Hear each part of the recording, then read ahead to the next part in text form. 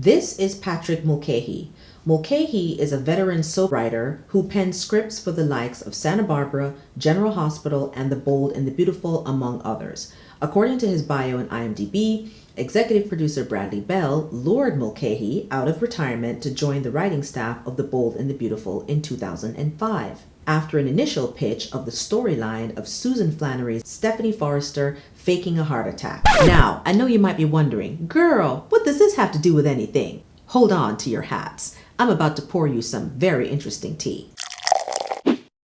Back in June of 2020, Mulcahey responded to a tweet by Daytime Confidential writers Jillian Bowe, who wrote, "I wonder if Daytime will get candid on the dreadful state of diversity it has and is in." In a series of tweets responding to Bowe, Mulcahey offered a rare glimpse into Daytime's lack of diversity. What I want to suggest is advocacy at the network level. The belief in that quarter is that audiences are dumber and more conservative during the day than at night seems impossible to dislodge.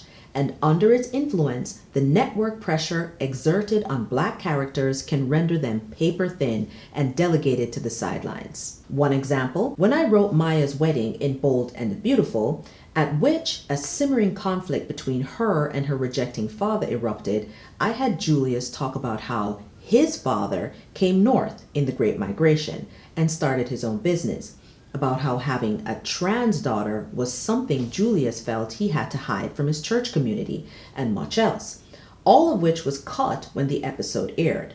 I was upset enough to call Brad and ask why the script was gutted. He said he hadn't had the heart to tell me, but even though the network claimed to love the script, they insisted any mention of church and moving north would make Julius a stereotype.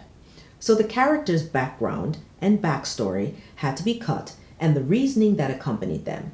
That's one example among dozens. Other writers could give you hundreds more. So maybe you can see how writing Black characters in Daytime can be exhausting. The net consequence is to play it safe to avoid constant, endless disputes, which renders Black characters antiseptic, their human edges sanded down and relegated to the fringes, because that's the most friction-free way to write them. Bill Bell and Agnes Dixon are two of the network's biggest moneymakers and could make the suit stand out. So theirs were the show with the strongest, most vibrant Black presence. But they did not have to work in the stripped-down, low-budget, pusillanimous iteration of Daytime we have now, where any discord with the network can feel like a potential threat of cancellation. Please note that these tweets are no longer available as Patrick Mulcahey has deleted his Twitter account.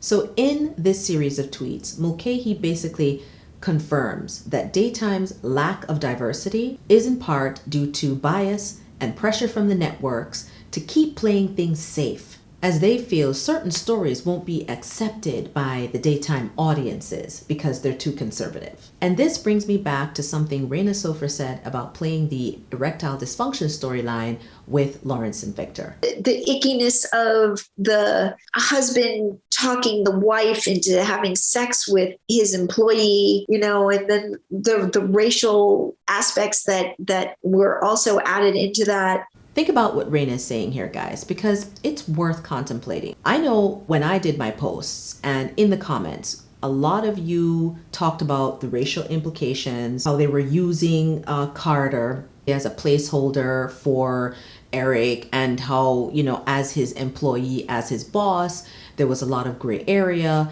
as to, how this could be perceived, right? Rena herself said that, she felt it wasn't her favorite thing to play. It was difficult, but she did the best, of course, with it. And she and both Lawrence tried to turn it into an opportunity to really shine a light on his talents. Okay. So while that was a thing, Bold completely washed over the racial implications that this story could have had. It could have started some very real conversations that are happening in our world today, but instead they just kept it light. Now, Rena said, hey, I understood where the writers were coming from. They wanted this to be more Eric coming from a place of love. But in the real world, honey, it doesn't work like that. If a white man told a Black man that he wanted him to sleep with his wife and they had a working relationship, oh my goodness, the legal and racial implications that could fall out from something like that, irregardless of if this man had a relationship with his wife prior or not. It could be huge. But Bold is like, listen, we're about rainbows and butterflies here. We're about psychotics who keep coming back from the dead and shooting and killing people. We're about gun violence, and basically everything else is just husband and wives and boyfriend and girlfriends cheating on each other. But where is the meat?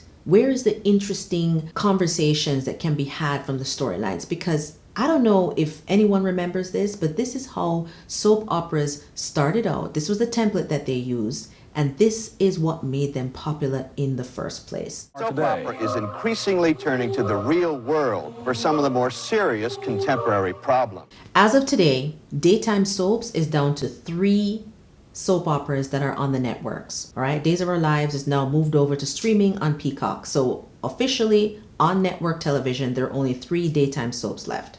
So what's the future of daytime soaps in relation to how everyone is now streaming and consuming their content? We can argue that daytime was the one that created serialized television. We can see it in primetime soaps, reality TV, and the list goes on and on and on. If soap started out by ripping from the headlines and reflecting the world around them, then why not continue with that blueprint instead of just recycling the same rinse and repeat storylines and stagnating? In an interview on the Locker Room on YouTube, Patrick Mulcahey had this to say about the current state of daytime. I read a quote of yours that you said, "Today, I for one am convinced that the lives we present in daytime serials resemble less and less the lives of anyone watching it." Why do you think that is? Why do you think it has become that?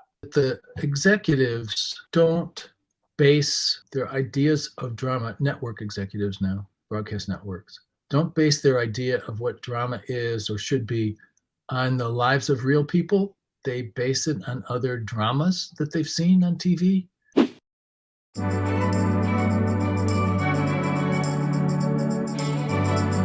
Okay, soapmates, I'm opening up the floor to you. Let me hear your thoughts on what you think the future of daytime is for the last 3 remaining soaps on the network. And also, do you think that Bold heard what Rena had to say and finally gave Lawrence and Victor his own dressing room? Lawrence, if somehow you're watching this, please just let us know by giving us a thumbs up that you got that dressing room, because we want to protect you at all costs. Let's keep the conversation rolling in the comments, guys. Don't forget to share this video on Twitter and Facebook. And until I see you next time, you know the drill. Stay petty.